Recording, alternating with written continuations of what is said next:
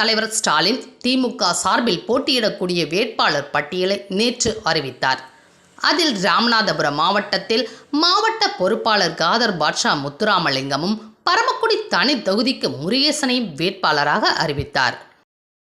தொடர்ந்து சென்னையில் இருந்து வருகை புரிந்த வேட்பாளர்களுக்கு பரமக்குடியில் கட்சியினர் சார்பில் பிரம்மாண்ட வரவேற்பு அளிக்கப்பட்டது. அப்போது திமுகவை சேர்ந்த கமுதி வடக்கு ஒன்றிய செயலாளர் கோஷ்டிக்கும் திமுக இளைஞரணி அமைப்பாளர் கோஷ்டிக்கும் இடையே தகராறு ஏற்பட்டு ஒருவரை ஒருவர் அடித்துக் கொண்டனர். இந்த தாக்குதலை அங்கு பணியில் இருந்த பார்த்திபனூர் சரக சார்பு ஆய்வாளர் முனீஸ்வரன் தலையிட்டு தடுத்து நிறுத்த முயற்சித்த போது அவரை தலை மற்றும் வாயில் தாக்கி காலணிகளை கழற்றி வீசி அடித்தனர்.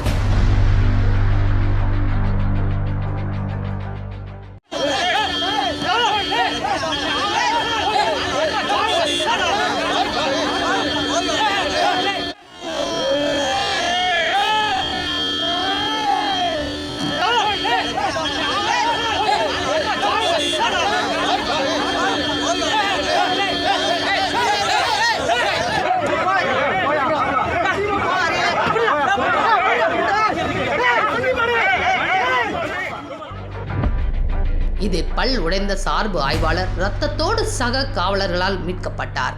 மேலும் 2 கும்பலாக பிரிந்து திமுகவினரிடையே ஏற்பட்ட இந்த அடிதடி மோதலை கண்ட பொதுமக்கள் சிதறி ஓடினர். இதனால் பரமக்குடியில் பெரும் பரபரப்பு ஏற்பட்டது.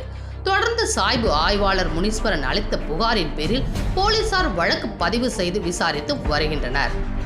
ராமநாதபுரத்தில் வேட்பாளர் அறிவித்து தொகுதிக்குள் நுழையும் போதே திமுகவினர் போலீசாரின் வாயை உடைத்த சம்பவம் பெரும் பரபரப்பையும் அச்சத்தையும் ஏற்படுத்தியுள்ளது.